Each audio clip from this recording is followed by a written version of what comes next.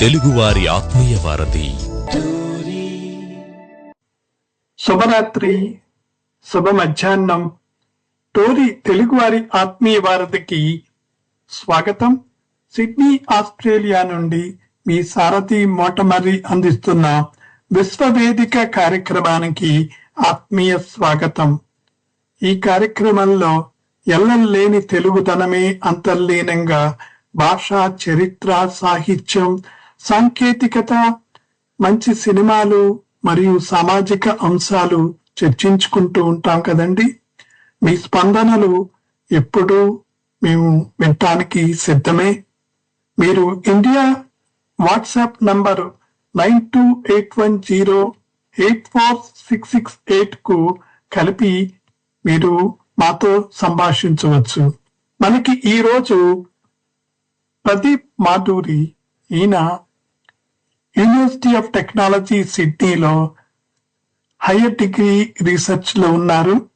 ఎందులో అంటే ఒక చాలా విచిత్రమైన ఫీల్డ్ మనకు అనిపించవచ్చు, film making and arts and entertainment section లో అనమాట.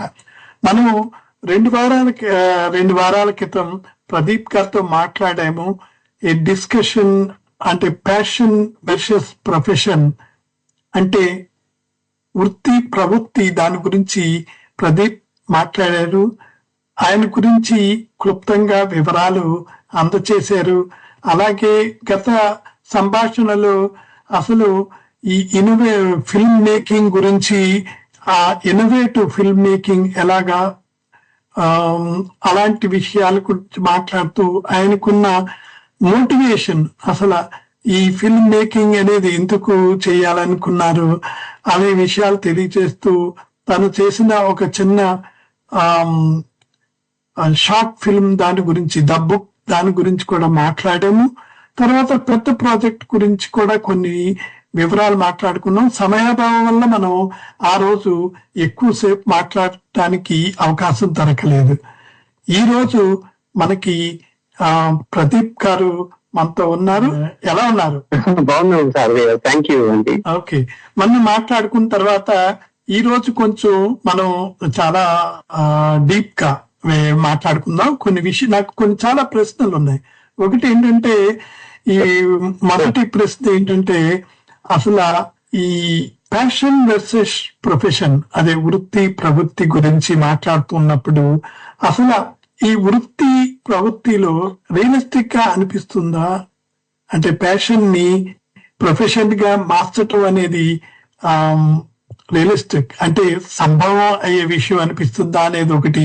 తర్వాత ఈ క్రియేటివ్ ఫీల్డ్, ఎస్పెషల్లీ సినిమాలు, ఇలాంటివన్నీ, ఆర్ట్స్, ఇవన్నీ క్రియేటివ్ ఫీల్డ్ కదా. ఇందులో స్టెబిలిటీ ఎలా ఉంటుంది, అసలు అవకాశం ఉందా? తర్వాత ఇంకొక ప్రశ్న ఏంటంటే, ఈ మిషన్ ని అంటే ప్యాషన్ ని వాళ్ళకైనా కొన్ని కారణాల వల్ల వదిలేస్తూ ఉంటారా ఏంటి? ఇలాంటి విషయాల గురించి కొంచెం విపులంగా చెప్తారా? తప్పకుండా అండి. ఇది పాసిబుల్ అవుతుందా అంటే, దీన్ని మనము మన ప్రవృత్తిని మన వృత్తిలాగా మార్చుకోవచ్చా, అది రియలిస్టిక్ గా పాసిబుల్ అని? అది తప్పకుండా పాసిబిలిటీ అవుతుందండి. అది ఇంపాసిబుల్ అని అయితే లేదు ఎక్కడ. ఎందుకంటే చాలా మంది చేశారు, అది సక్సెస్ అయ్యారు వాళ్ళు, కానీ దానికి చాలా టైం పడుతుందండి. అంటే ఇప్పుడు బేసికల్ గా మనం దీన్ని ఎట్లా కన్సిడర్ చేయాలని అంటే, ఇప్పుడు మన బ్యాక్గ్రౌండ్ అనేది లేకుండా, సపోజ్ మనం కంప్లీట్ గా న్యూ టు ద ఇండస్ట్రీ అనుకోండి, న్యూ టు ద ఫీల్డ్, ఈ దీంట్లో మనకు సంబంధం లేకుండా మొదలు పెడితే మాత్రం అది 100% సక్సెస్ అవుతుంది, కానీ అది కొంచెం టైం టేకింగ్ ప్రాసెస్. సో ఈ క్రియేటివ్ ఫీల్డ్ స్టెబిలిటీ అంటే మనకు సేమ్ ఆన్సర్ అండి. అంటే స్టెబిలిటీ అనేది, నిలకడ తత్వం అనేది ఎప్పుడు వస్తుంది అంటే, మనం దాన్ని ఎట్లా, ఇప్పుడు ఒక ఈచ్ ఇండివిజువల్ అంటే ప్రతి వ్యక్తి వాళ్ళకు ఒక భిన్న అభిప్రాయాలు ఉంటాయి. అంటే సక్సెస్ అనే దానికి వాళ్ళకు కొన్ని క్రైటీరియాస్ పెట్టుకుంటారు. నాకు సక్సెస్ అంటే ఇది, నాకు ఇది సక్సెస్, నేను ఇప్పుడు ఫర్ ఎగ్జాంపుల్ నేషనల్ అవార్డు కొట్టాలి, లేదంటే నేను 10 సినిమాలు తీయాలి, నేను బాగా ఫేమస్ అవ్వాలి, లేదంటే నాకు నచ్చిన ఒక సినిమా తీస్తే చాలు, నాకు ఎట్లాంటిదైనా పర్వాలేదు, నాకు ఈ ఇండస్ట్రీలో ఉండడం ఇంపార్టెంట్. ఇట్లా ఒక్కొక్క వాళ్ళ ఆలోచన పద్ధతిని బట్టి వాళ్ళు కొన్ని స్టాండర్డ్స్ సెట్ చేసుకుంటారు. సో ఈ నిలకడ అనేది వాళ్ళు సెట్ చేసుకున్న స్టాండర్డ్స్ రీచ్ అయ్యే వరకు ఉంటుందా అంటే అది, ఎందుకంటే ఇది చాలా పెద్ద ఫీల్డ్ అండి. అంటే ఇప్పుడు నేను ఒక సినిమా తీస్తే చాలా అనుకుంటే మళ్ళీ నాకు ఆ సినిమా అయిపోయినాక మళ్ళీ ఇంకో సినిమా తీయాలనిపిస్తుంది. సో అదే ఇదేంటంటే ఇది ఈ రోజు సరే మనము వేరే ఫీల్డ్ లో అనుకుందాం. మనం ఎగ్జాంపుల్ గా ఓకే, మనం ఇంత దూరం 5 కిలోమీటర్స్ వెళ్తే మన గోల్ అచీవ్ అయిపోతుంది అనేది మార్గాల్లోనే ఎందులోనే ఉందనుకోండి.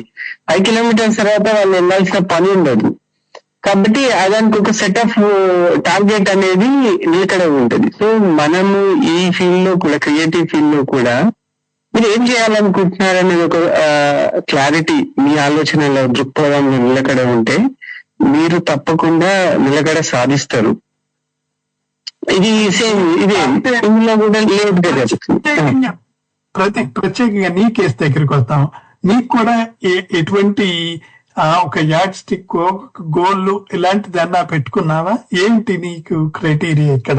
నీ పర్సనల్ గా నువ్వు ఇంతకుముందు జనరల్ గా చెప్పావు, ఇప్పుడు ప్రత్యేకంగా నీ గురించి చెప్పావు. ఇప్పుడు నాకు వచ్చేసి అండి, సో ఇప్పుడు ఏదో ఒక సినిమా తీయాలంటే మనం ఎట్లా అట్లా తంటలు పడి ఎప్పుడో చేసుకునే అవకాశాలు చాలా వచ్చినాయి. అంటే ఫిలిం స్కూల్లో డిప్లొమా చేస్తున్నప్పటి నుంచి నాకు ఒకటి ఏముంది, నేను ఒక 2-3 కథలు చెప్పినా చాలా మంచివి, చాలా క్లియర్ గా క్లారిటీగా చెప్పాలి అనేది ఒకటి ఉంటుంది.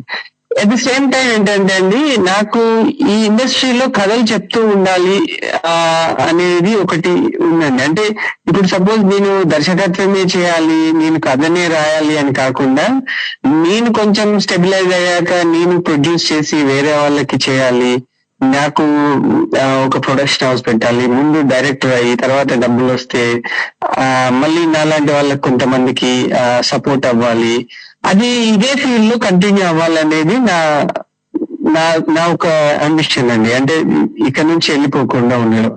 అదే ఓకే. ఒక్క విషయం చెప్పు, అంటే ఇప్పుడు ఇలాంటి దీనికి నువ్వు చెప్పిన దాని ప్రకారం మనం ఏంటంటే చాలా ఓర్పు, చాలా సహనం చాలా కావాలి. ఇలాంటప్పుడు ఒక్కొక్కసారి మనకి ఎంతో శ్రమ పడుతున్నా ఏమి, ఒక్కొక్కసారి మనకి there is no light at end of the tunnel అనిపిస్తూ ఎందుకు ఈ ప్రవృత్తి, దీన్ని పక్కన పెట్టేద్దామా అని అనిపించిందా ఎప్పుడైనా? చాలా సార్లు అనిపించిందండి. అది భయం అవుతుంది మనకు జీవితంలో. ఎందుకంటే మనకు టైం ఉండదు, వయసు అనేది ఒక దగ్గర ఆగిపోదు కాబట్టి. సో 100% అది భయం ఉంటది మనిషికి. ముఖ్యంగా అయితే ఇప్పుడు మీరు ఇంతకు ముందు అడిగిన దాంట్లో ఎందుకు వదిలేస్తారు చాలా మంది అంటే, ఈ ఫైనాన్షియల్ ప్రెషర్స్ అనేటివి చాలా ఏమంటారు, మనిషిని మానసికంగా క్షోభ పెడతాయండి. అట్లాగే ఈ పేషెన్స్ మీరు అన్నట్టు చాలా సహనం చాలా ఇంపార్టెంట్ అండి. చాలా సార్లు భయం వేస్తుంటది. మీరు చూస్తే ఈ ఫీల్డ్ లో ఉన్న వాళ్ళు చాలా మెంటల్ ప్రెషర్స్ కి మానసిక క్షోభకు గురవుతుంటారు. ఎందుకంటే అదే ఇటు వేరే ఫీల్డ్ లో లాగా కాకుండా ఇక్కడ మీ వయసుతో బేరీ చేస్తారు అనమాట. అంటే మీరు ఒక సర్టన్ స్థాయికి వచ్చే లోపు మీరు ఇంట్రడ్యూస్ అవ్వకపోతే ఆ తర్వాత అయ్యే అవకాశాలు తక్కువ ఉంటాయి. జనరేషన్ మారుతుంది, ట్రెండ్ మారుతుంది. అంటే ద పర్స్పెక్టివ్ అనేది, ఇప్పుడు దృక్పథం అనేది మనం చేయాలనుకున్న వాళ్ళకొకరికే కాకుండా మనల్ని ప్రొడ్యూస్ చేయాలనుకునే వాళ్ళ దృక్పథము, మనం తీస్తే చూసే వాళ్ళ దృక్పథము, ఆడియన్స్ దృక్పథము, ఇవన్నిటి మీద మన లైఫ్ ఆధారపడి ఉంటది చేయాలనుకునే వాళ్ళు. నాకు చాలా సార్లు అనిపించిందండి. అంటే చాలా సార్లు భయం అయితే ఇంకా వెంటాడుతుంటది, అది ఎప్పుడవుతుందా ఏంటి అనేది. కానీ ఏమంటారు, సరే ఇంక మీరు అన్నట్టు ఎండ్ ఆఫ్ ద టన్నెల్ వస్తే సర్లే ఇంకొంచెం ముందుకు వెళ్దాం, ఎట్లాగో చీకట్లో పడ్డాను కదా, ఆ లైట్ వస్తే రాకపోతే వెళ్దాం నడుచుకుంటా అన్నట్టు వెళ్ళిపోతున్నాను నేనైతే. అదే అందుకే ఆ పాట కూడా ఇంతకు ముందు మన తెనాలి రామకృష్ణులో పాట కూడా అలాంటిది. నాటేది ఒక్క మొక్కు, వేసేది నూరు కొమ్మ, కొమ్మ కొమ్మ వెరగబూసి వేలాదిగా అని చక్కగా చెప్తాడు నాకు చెప్తూ ఆ ఈ దీని గురించి ఒక ప్రేరణ ఇచ్చే పాట లాంటిది అనమాట. తర్వాత ఇప్పుడు ఇంకొక ప్రశ్న ఏంటంటే, ఇప్పుడు నువ్వు ఇప్పుడు ఇండియాలో ఉన్నావు, ఇండియాలో సినిమా తీద్దాం అనుకున్నావు, సంగతి వేరు. అదే ఇప్పుడు ఇక్కడ ఆస్ట్రేలియాకి వచ్చావు, ఆస్ట్రేలియాలో పనిచేస్తూ ఉన్నావు. ఇప్పుడు ఈ ప్రవృత్తిలోంచి వచ్చిన ఈ అభిరుచి ఫిల్మ్ మేకింగ్ ని, అంటే ఇప్పుడు ఆస్ట్రేలియాలో ఇమ్మిగ్రెంట్ గా ఫిల్మ్ మేకర్ గా ఉండటం అనేది ఏమన్నా ఒక రకమైన అడ్డంకిలు ఏమన్నా ఉంటాయంటావా? అలాగే 2-3 ప్రశ్నలు ఉన్నాయి, చెప్తాను. దాని నుంచి నువ్వు విపులంగా ఏది నీకు వీలైనవి చెప్తూ ఉండు. తర్వాత టాలెంట్ వర్సెస్ ఆపర్చునిటీ గ్యాప్ అనేది ఏమన్నా ఉంటుందా ఇక్కడ?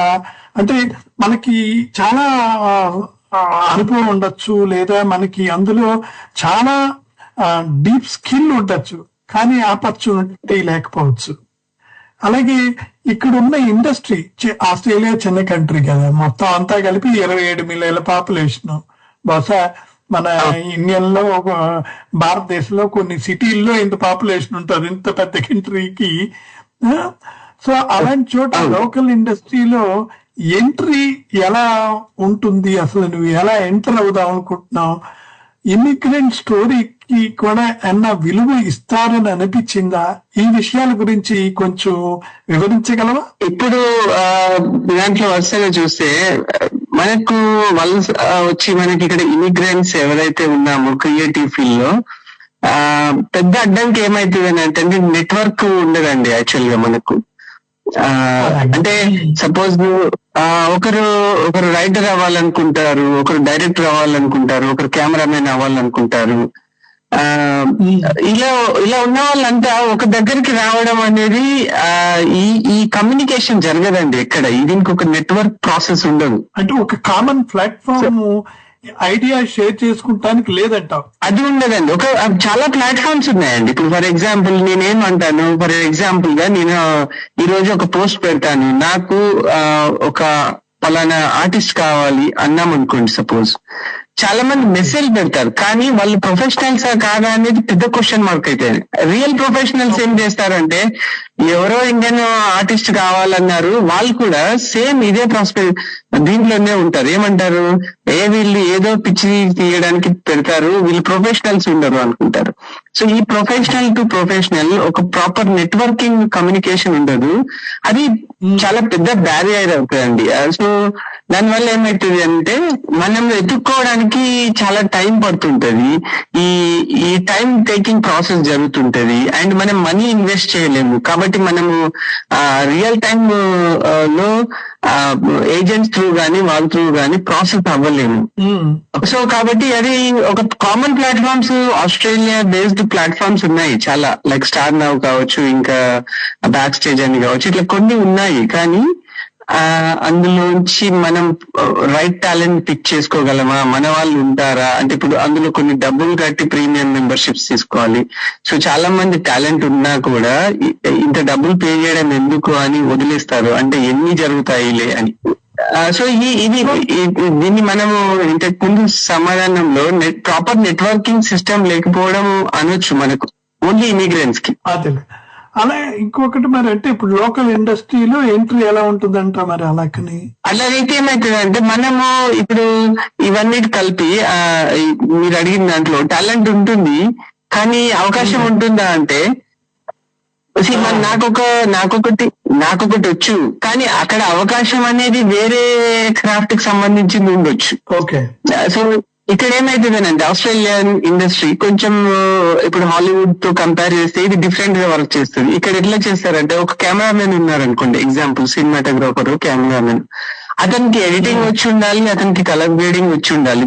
అట్లాగైతేనే అతనికి ఒక యాడ్ ఫిలిం ఏదైనా వర్క్ కావాలని అంటే అది దొరుకుతుంది. సపోజ్ మనము వచ్చేసి ఒకటే క్రాఫ్ట్ మీద కమాండ్ ఉంచుకుని దాని మీదనే ప్రయత్నం చేయాలి. అంటే టెక్నికల్ నాన్ టెక్నికల్ సెపరేట్ చేస్తే, నాన్ టెక్నికల్ గా మనం రైటింగ్ డైరెక్షన్ ఇది అనుకోండి, అది మనం ఖచ్చితంగా అదే స్ట్రీమ్ లో మనకు నచ్చినట్టే వెతుక్కోవాలంటే ఆ అవకాశం కోసం ఎదురు చూడాలి, లేదంటే అది క్రియేట్ చేసుకోవాలి.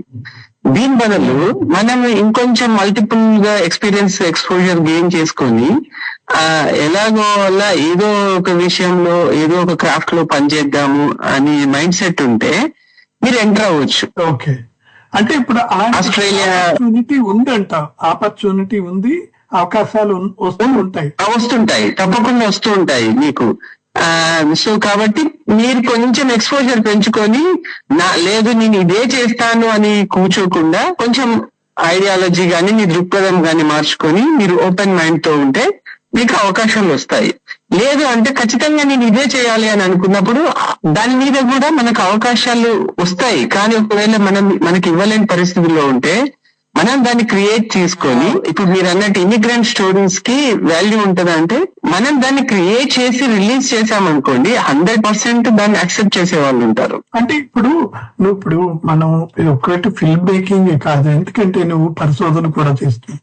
అంటే ఎంతో మంది ఆ అనుభవాలు వాటిలన్నింటినీ క్రోడీకరించిన అకాడమిక్స్ యొక్క అండర్స్టాండింగ్ నీకు ముందుంది.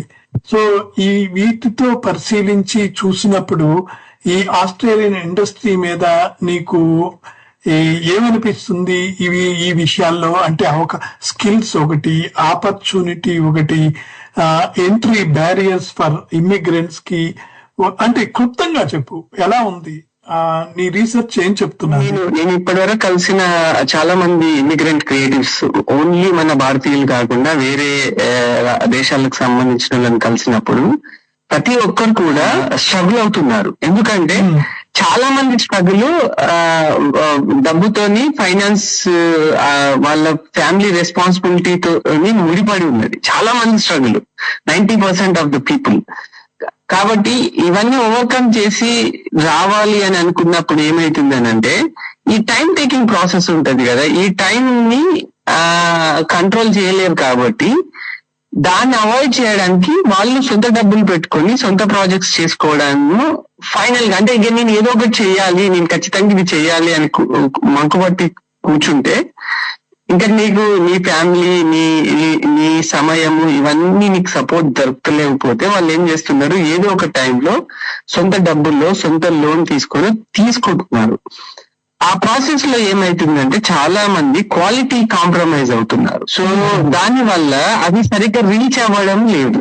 అది నాకు అర్థమైందండి. ఎవరైతే క్వాలిటీ కాంప్రమైజ్ నువ్వు చెప్పిన మెసేజ్ ఏంటంటే ఒక్కవేళ అవకాశం లేకపోయినా మన సొంత అవకాశాన్ని మనమే క్రియేట్ చేసుకుని మనం చేయాలన్నప్పుడు we should not compromise on quality, because దీన్ని ఉపయోగించుకుని మనం లివరేజ్ అయ్యి పైకి వెళ్ళాలి. కాబట్టి ఎట్టి పరిస్థితుల్లోనూ క్వాలిటీ విషయంలో రాజీ పడకుండా చేస్తే అవకాశం సక్సెస్ అయ్యే అవకాశం ఉంది అంటున్నావు, అంతే కదా?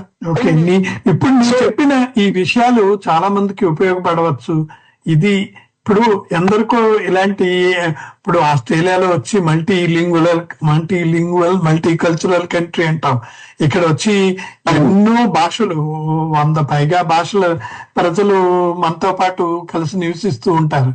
సో వాళ్ళలో కూడా ఇలాంటి వాళ్ళు ఉన్న వాళ్ళకి నువ్వు చెప్తున్న ఈ విషయాలు కూడా ఉపయోగపడవచ్చు. బాగుంది. ఇంకొక ప్రశ్నకి వెళ్తాము.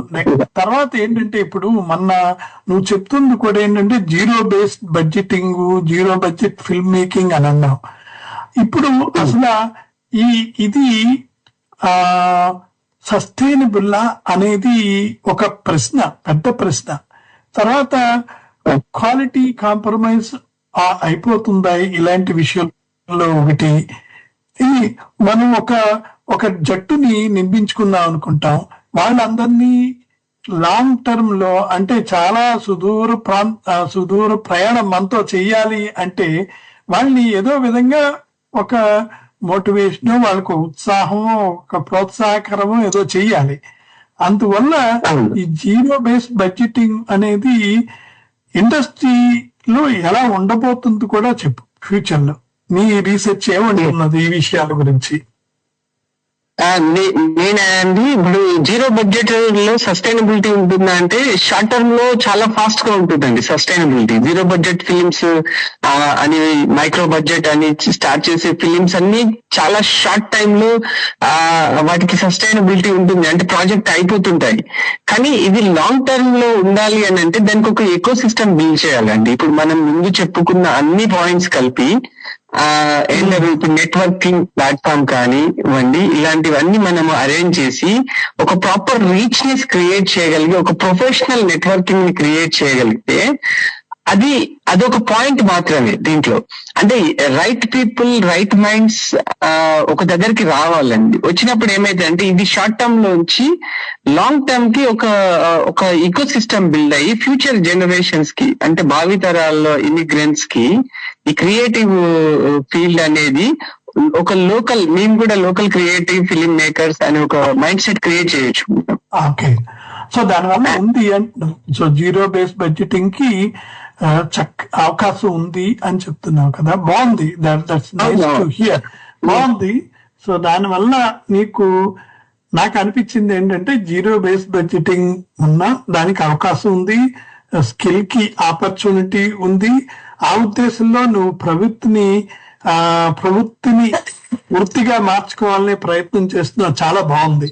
ఇప్పుడు ఇంకొక విషయం, నువ్వు నాకు గత వారం మనం అంటే మాట్లాడుకున్నప్పుడు ఇప్పుడు చేద్దాం అనుకున్న సినిమా ద బుక్ అని దాని గురించి చెప్పావు, అవునా? అవును. ఆ పుస్తకం గురించి కొంచెం అంటే ఒక ఇంట్రొడక్షన్ అన్నా ఉపోద్ఘాతంలాగే వచ్చినట్టు అని అనిపించింది.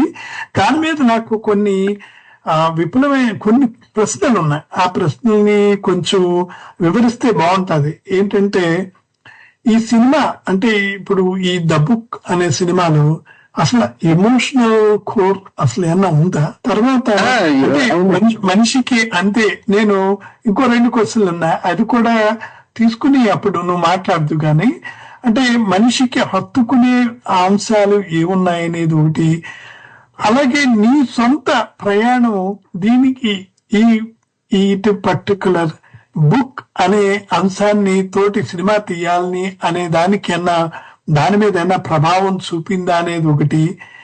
తర్వాత చూసే ప్రేక్షకులకి ఈ సినిమా ఎందుకు నచ్చాలి? ఈ కథ ఏముంటుందంటే ఒక హ్యూమన్ మైండ్ గురించి అనుకుందాం. అంటే మనిషి లోపల జరిగే ఒక అంతర్యుద్ధం కావచ్చు, ఒక ఒంటరితనం కావచ్చు. ఈ కథలో ఇమిగ్రెంట్ స్టూడెంట్ కొన్ని కష్టాలు కావచ్చు, అంటే ఇండియన్సే కాకుండా వేరే ఇమిగ్రెంట్ స్టూడెంట్ కష్టాలు, వేరే దేశం నుంచి వచ్చిన వాళ్ళు. సో ఈ బుక్ లో ప్రస్తావన జరుగుతుందండి వాటి గురించి. బేసిక్ థీమ్ వచ్చేసి, కోర్ థీమ్ వచ్చి ప్రతి మనిషిలో ఒక వర్సటైల్ పీపుల్ ఉంటారండి. 2-3 మనుషులు ఉంటారు వాస్తవంగా. అంటే వాళ్ళు పరిస్థితులకు అనుగుణంగా బిహేవ్ చేస్తుంటారు మనిషి వ్యక్తిత్వం అనేది. సో మనం చూసే సారథి గారు, మనం చూసే ప్రదీప్ అనే వ్యక్తి ఒకేలా ఉండరండి. వాళ్ళకి అంతర్గతంగా ఇంకొన్ని నడుస్తుంటాయి. ఆ వ్యక్తి ఇంటర్నల్ గా ఆ పర్సన్ మాత్రమే చూస్తూ ఉంటారు. పర్సనాలిటీస్. కరెక్ట్, అవునండి. సో ఈ బుక్ అనే కథలో ఒక ప్రొఫెసర్ కెన్సింగ్టన్ అనే వ్యక్తి యొక్క అతన్ని ప్రపంచం చూసే ఒక మనిషి, అతని లోపల ఉన్న ఇంకో మనిషి, ఈ అంతర్యుద్ధం, అతని పడే అంతర్మదనం, ఇవన్నీ ఇందులో చూపిస్తామండి. బేసిక్ కోర్ ఈ మూవీకి. సో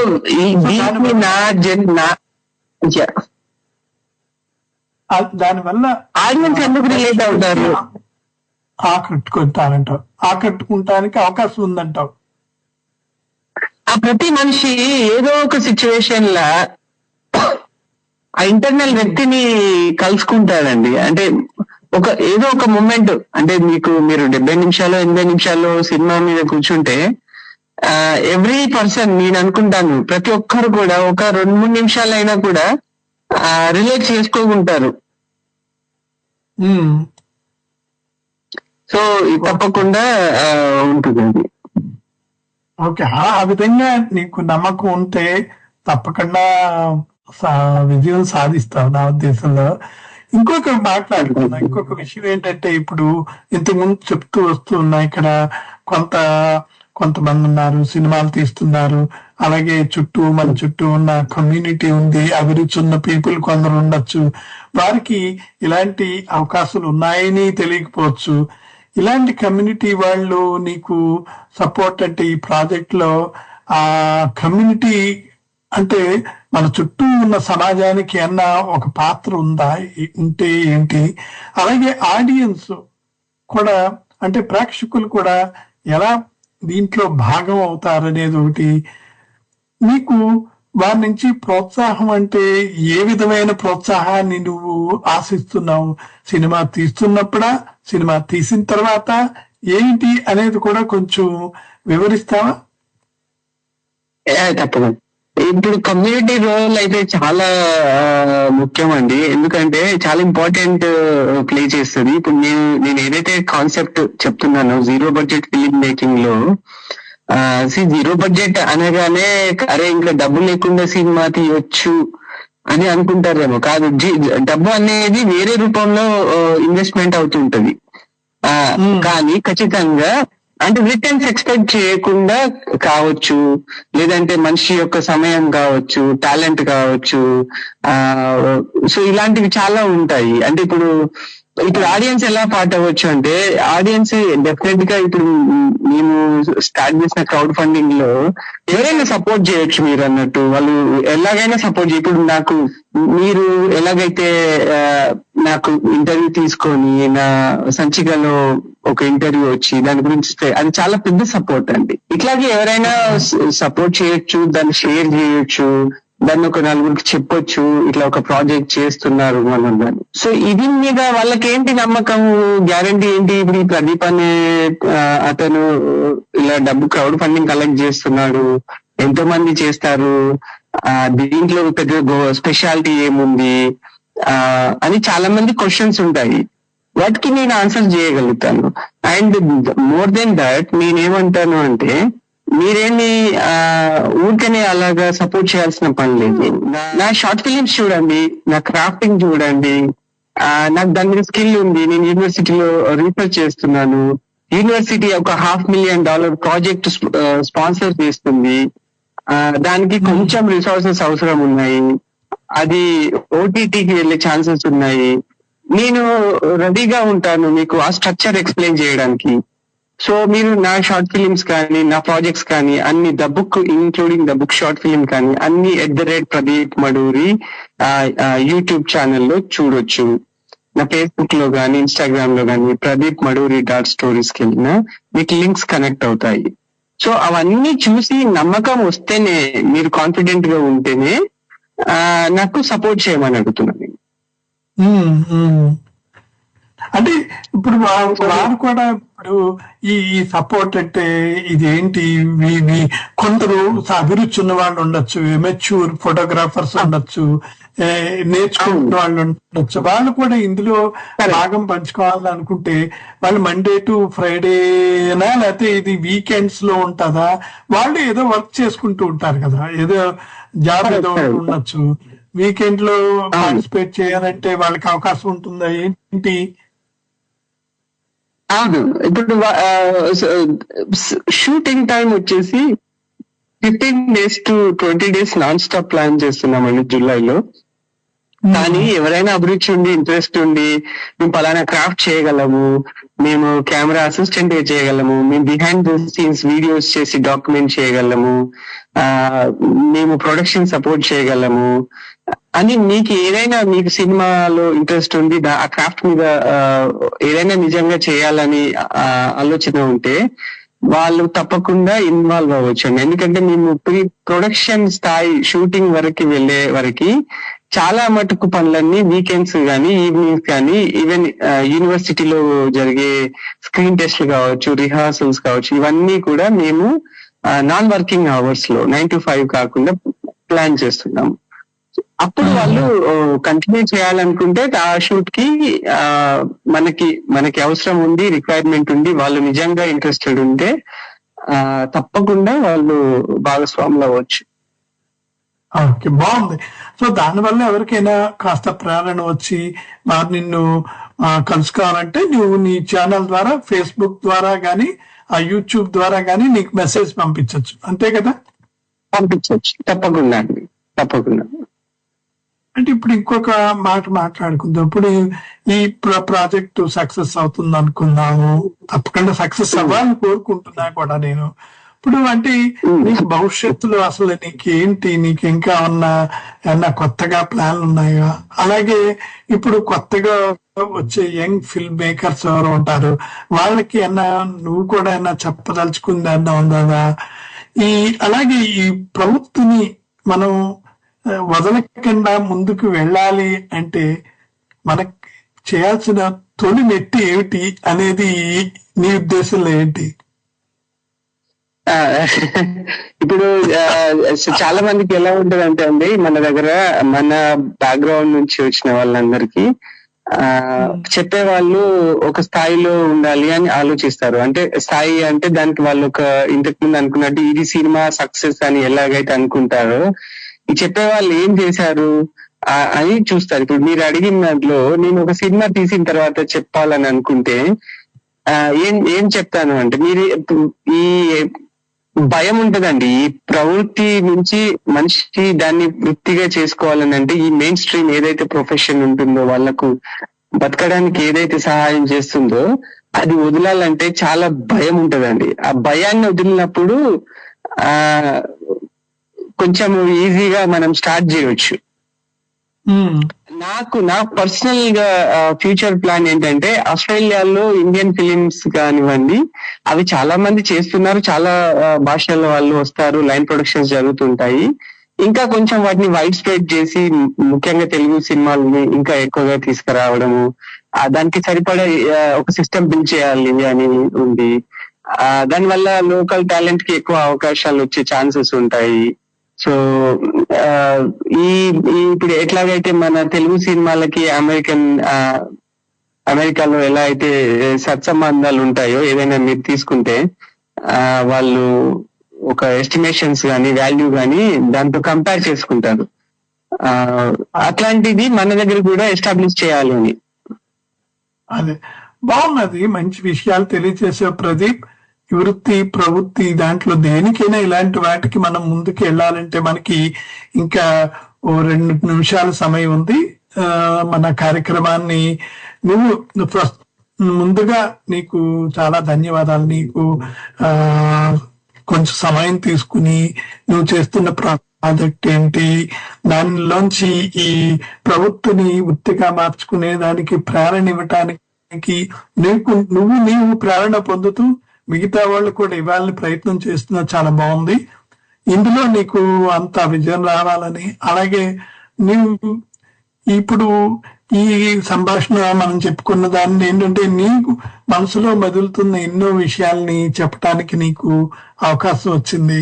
ఈ విషయాల్ని ఇంకా మనం చాలా విపులంగా మాట్లాడుకునే అవకాశం కూడా ఉంటుంది. ఎప్పుడైనా తదుపరి కార్యక్రమాల్లో ఒక్కొక్క అంశాన్ని తీసుకుని మనం మాట్లాడొచ్చేమో తర్వాత. అది ఒకటి ప్రయత్నం చేద్దాం.